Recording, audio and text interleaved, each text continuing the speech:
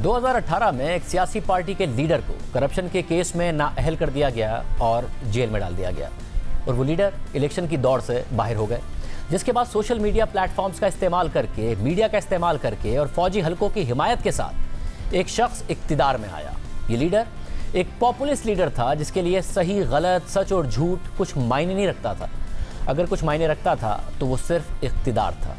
मगर इस populist leader को ऐसे पेश किया गया कि ये मुल्क और कौम की तकदीर बदल देगा। इस लीडर के अलावा कोई और ऑप्शन ही नहीं है। और क्योंकि मुल्क के माजी के हुक्मरानों से कौम किसी न किसी सतह पर तंग आ गई थी, तो तब्दीली के लिए ये बयानिया बनाया गया कि बाकी सब चोर हैं या नाअहल हैं, यही लीडर एक आखिरी सहारा है। और इक़्तिदार मिलने के बाद इस लीडर ने कौम का मुस्तकबिल बदलने का दावा किया। मुल्क का माजी देख कर अवाम ने भी इस लीडर को एक मौका फराहम किया और इस शख्स ने भी अवाम को एतमाद दिलाया कि वो करप्शन का खात्मा करेगा, मुल्क की मईशत को बेहतर बनाएगा। मगर जब इक़्तिदार मिला तो इस लीडर की पॉलिसीज़ आया होना शुरू हो गई। जो दावे किए गए वो पूरे नहीं किए गए और जब तनकीद हुई तो बर्दाश्त नहीं की गई। अपोजिशन में थे तो करप्शन के खात्मे की बात की गई और जब हुकूमत में आए तो अपने ही वज़रा पर माली बदउनवानी के इल्ज़ामात लगे। मीडिया ने तनकीद की तो मीडिया को ही जानिबदाराना करार दे दिया गया और अपने इक़्तिदार के लिए इस लीडर ने मजहब का भी बेदरीग इस्तेमाल किया और दावा किया कि वो अपनी कौम को फिर से अजीम कौम बनाएगा। अपने इक़्तिदार के दौरान इस लीडर ने गलत मालूमात फैलाने के लिए अपना ही एक निज़ाम तश्कील दे दिया और गलत मालूमात पर मबनी इतना मवाद फैलाया गया कि लोग ये फ़र्क करना भूल गए कि सच क्या है और झूठ क्या है। लोगों को इतना उकसाया गया कि इख्तिलाफ राय बर्दाश्त करने की सलाहियत ख़त्म हो गई। लोग आपस में लड़ने लगे, मुल्क को दो धड़ों में तकसीम कर दिया गया। और सिर्फ यही नहीं, इस शख्स ने अपनी हुकूमत के दौरान मुल्क की फ़ौज को अपनी सियासत के लिए इस्तेमाल किया और वो फ़ौज जो आमरीत के ज़रिए मुल्क पर कई सालों तक पहले ही हुकूमत करती आई थी, इस लीडर ने अपने दौरे हुकूमत में मज़ीद अहम ओहदों पर हाजिर सर्विस और रिटायर्ड फ़ौजियों को तैनात कर दिया और फिर मुल्की इदारों पर फ़ौज का असर रसूख बढ़ता चला गया। कमज़ोर अपोजिशन और अपनी मकबूलियत की वजह से इस लीडर को यह अंधा एतमाद हो गया था कि अब उससे इक़्तिदार कभी नहीं छीना जा सकता है। और अपने दौरे हुकूमत में इस लीडर ने फ़ौज को इतना नवाजा था कि ये लीडर मुतमईन हो गया था कि अगर अब उसके इक़्तिदार को ख़तरा लाहक हुआ तो फ़ौज मुदाखलत करके इसे तहफ़्फ़ुज़ फराहम करेगी। मगर हैरानकुन तौर पर जब वक्त करीब आया तो फ़ौज ने सियासी मुदाखलत नहीं की और माहिरीन का ख्याल है कि फ़ौज ने मुदाखलत तो नहीं की है, मगर इस लीडर के दौरे हुकूमत में फ़ौज की मुख्तलिफ इदारों तक इतनी रसाई और इतनी ताकत बढ़ गई है और सियासतदानों से मुताल्लिक फ़ौज के पास इतना मवाद और खुफिया मालूमात जमा हो गई हैं कि वो मालूमात कभी भी किसी के भी ख़िलाफ़ इस्तेमाल हो सकती हैं और उसे ब्लैकमेल किया जा सकता है। बहरहाल, जब इस लीडर के ख़िलाफ़ अपोजिशन जमातों का इत्तेहाद इकट्ठा हो गया और इसे अपने इक़्तिदार जाने का खौफ पैदा हो गया तो उसने फिर इलेक्शन के निज़ाम पर ही सवालात उठा दिए और दोबारा से उठा दिए। साजिशी नज़रिए ईजाद किए। ये लीडर इलेक्ट्रॉनिक वोटिंग मशीन को बुनियाद बनाकर इंतखाबात में धांधली का बयानिया बनाता रहा, मुल्क में इलेक्शन कराने वाले इदारे पर दबाव बढ़ाता रहा और फिर जब इलेक्शन का वक्त करीब आया तो इस लीडर ने यह बयानिया बनाना शुरू कर दिया कि अगर उसको शिकस्त हुई तो वो सिर्फ और सिर्फ फ्रॉड के नतीजे में हो सकती है। यह बयानिया बनाया गया कि यह सियासत नहीं बल्कि एक मुकद्दस जंग है, जो साथ हैं वो हक पर हैं, जो खिलाफ हैं वो बातिल हैं। मगर दिलचस्प बात यह है कि जिस लीडर के खिलाफ चोरी और करप्शन का बयानिया बनाया गया था और जिसे अदालतों के जरिए सज़ा मिली और वो 2018 के इलेक्शन की दौड़ से ही बाहर हो गया था और इंतखाबात के वक्त जेल में था, उसी लीडर ने दीगर सियासी जमातों को इकट्ठा करके इस लीडर को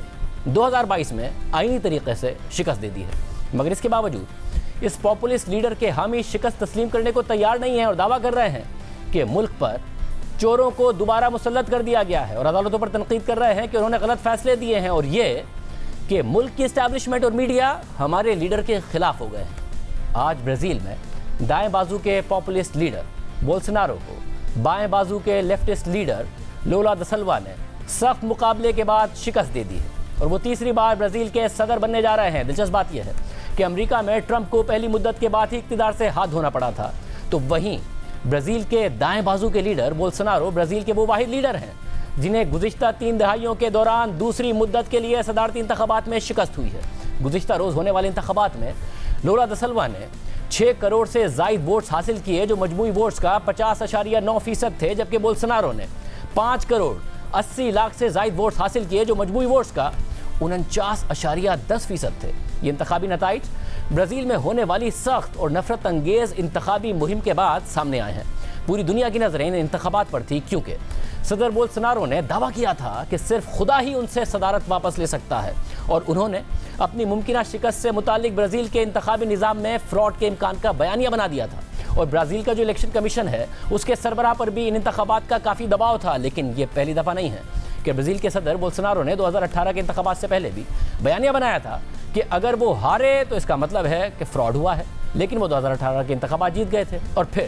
2022 کے انتخابات میں بھی انہوں نے یہی بیانیہ بنا دیا، لیکن اس دفعہ انہیں شکست ہو گئی ہے۔ اور لولا دا سلوا، جنہیں کرپشن کے الزامات میں عدالتی فیصلے کے ذریعے جیل بھیج دیا گیا تھا اور جو الیکشن لڑنے کے لیے بھی نااہل ہو گئے تھے، وہ واپس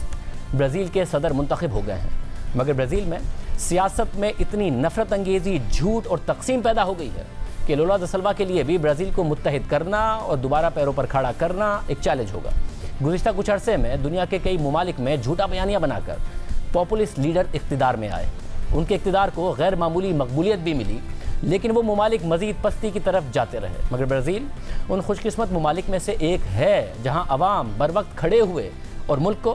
ایک فاشسٹ لیڈر کے ہاتھوں سے باہر نکال لیا۔ لیکن اب بھی کئی ایسے ممالک ہیں جہاں ریاست اور سیاست دونوں کو فاشسٹ نظریات کے حامی لیڈران سے خطرہ ہے۔ اس کی مثال زیادہ دور نہیں ہے، بلکہ ہمارا پڑوسی ہی ملک ہے، بھارت ہے، جہاں نریندر مودی پر انسانی حقوق کی خلاف ورزیوں کے سنگین الزامات ہیں۔ وہ اقتدار کے لیے مسلسل مذہب کا استعمال کر رہے ہیں، مگر آج بھی ان کی مقبولیت 70% سے بھی زائد ہے۔ یعنی نریندر مودی